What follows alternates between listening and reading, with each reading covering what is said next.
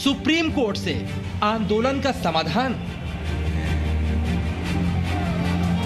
राज्यसभा और लोकसभा से कोई कानून पारित होता है तो स्वाभाविक रूप से उसका विश्लेषण करने का अधिकार माननीय उच्चतम न्यायालय को ही है। किसान मानेंगे सुप्रीम कोर्ट की बात। सुप्रीम कोर्ट अगर हमको बोलता है कि आप कहते हैं कि एक मीडिएशन के लिए कमेटी बना देते हैं, तो हमारा ये तय है कि मीडिएशन के लिए कमेटी हमें ज़रूरत नहीं है। क्यों नहीं निकला वार्ता से रास्ता? कोई और विकल्प अगर यूनियन दे तो सरकार उस पर विचार करेगी, लेकिन बहुत देर तक चर्चा के बाद भी कोई विकल्प आज प्रस्तुत नहीं किए जा सके। सुप्रीम कोर्ट से खुलेंगे दिल्ली के रास्ते।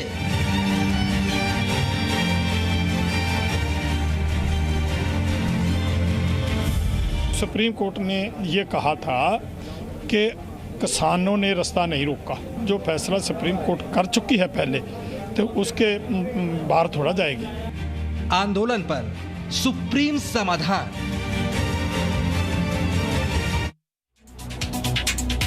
तो 3 कृषि कानूनों का विरोध कर रहे किसानों और सरकार के बीच 8वें दौर की वार्ता के बावजूद इस मामले का समाधान नहीं हो पाया है।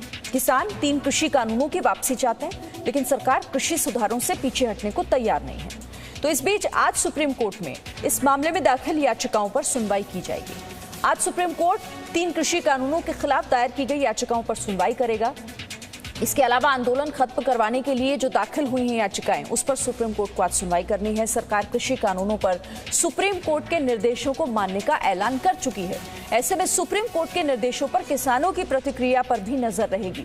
इस बीच दिल्ली के लोगों को इंतजार है कि आज सुप्रीम कोर्ट में सुनवाई के बाद दिल्ली के रास्ते जो बंद हैं वो खुल पाएंगे।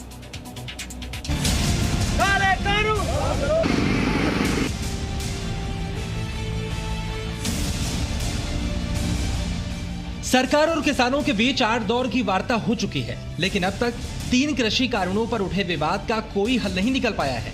8वें दौर की वार्ता बेनतीजा रहने के बाद किसानों ने आंदोलन को और तेज करने का ऐलान किया है। सरकार के पास भी किसानों को मनाने का कोई फॉर्मूला नहीं है। ऐसे में आंदोलन के खत्म होने की राह देख रहे देश के मन में एक ही सवाल है, क्या सुप्रीम कोर्ट ही इस पूरे मामले का समाधान करेगा? इस सवाल का जवाब आज मिल सकता है, क्योंकि आज सुप्रीम कोर्ट 3 कृषि कानूनों और किसानों के प्रदर्शन से जुड़े मामलों की सुनवाई करेगा। सबसे पहले हम आपको बताते हैं आज सुप्रीम कोर्ट में किन किन याचिकाओं पर सुनवाई होगी। सुप्रीम कोर्ट 3 कृषि कानूनों के खिलाफ दायर याचिकाओं पर सुनवाई करेगा।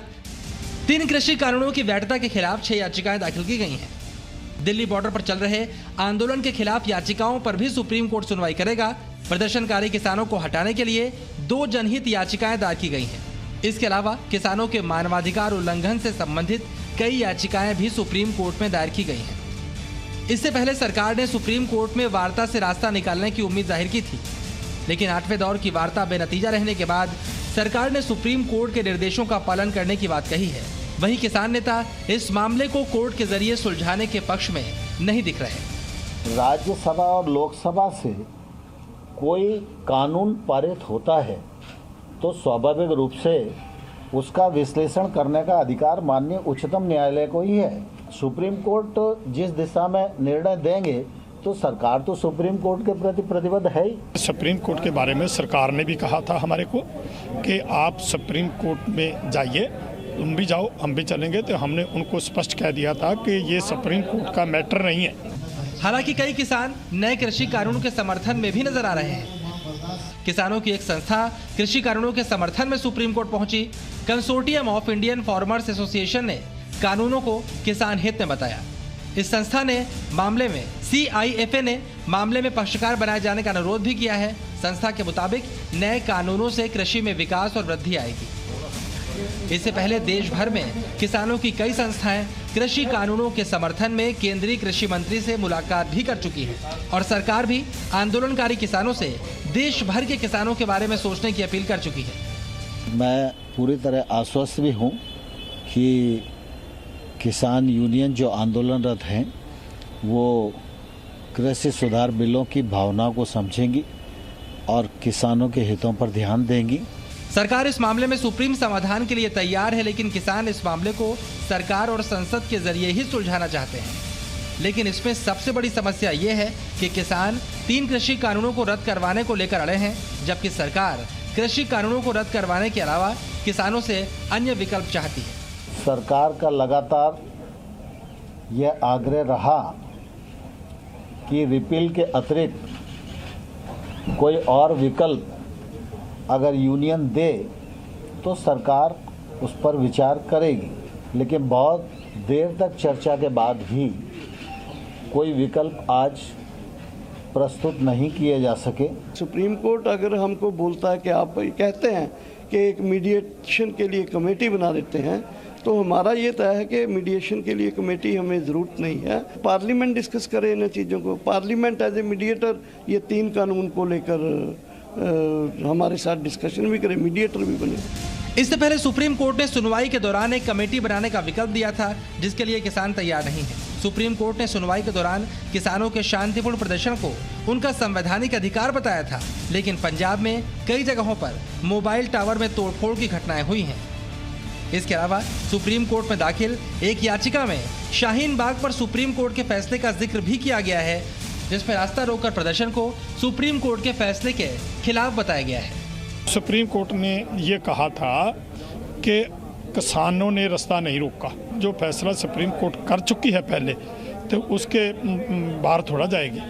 वैसे सुप्रीम कोर्ट किसान आंदोलन के दौरान कोरोना प्रोटोकॉल के उल्लंघन पर भी चिंता जाहिर कर चुका है। कुल मिलाकर सुप्रीम कोर्ट में आज की सुनवाई बेहद अहम रहने वाली है, क्योंकि सुप्रीम कोर्ट के रुख के मुताबिक ही सरकार और किसान आगे की रणनीति तैयार करेंगे। ब्यूरो रिपोर्ट, जी मीडिया।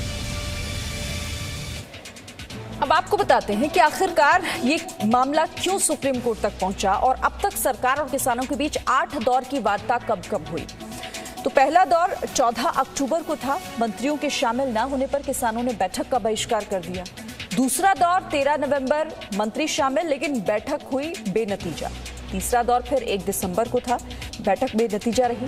चौथे दौर में 3 दिसंबर को बातचीत हुई, लेकिन इसमें भी कुछ निकल नहीं पाया। पांचवें दौर की बातचीत हुई 5 दिसंबर को, लेकिन ये बैठक भी बेनतीजा रही। छठा दौर 30 दिसंबर। 4 में से 2 मुद्दों पर सरकार और किसानों पर सहमति बन पाई इसमें। फिर इसके बाद 7वां दौर जो था वो 4 जनवरी को था, बैठक फिर से बेनतीजा रही। अब 8वां दौर 8 जनवरी, सरकार ने किसानों से कानून वापसी का विकल्प मांगा, किसान कानून वापसी पर अड़े रहे, बैठक बेनतीजा रही। अब 15 जनवरी को 9वें दौर की बैठक होगी। उम्मीद इस बात को लेकर कि शायद इस बैठक में कोई ना कोई नतीजा निकल सके। Presenting B News app available on Google Play and App Store. Download it now.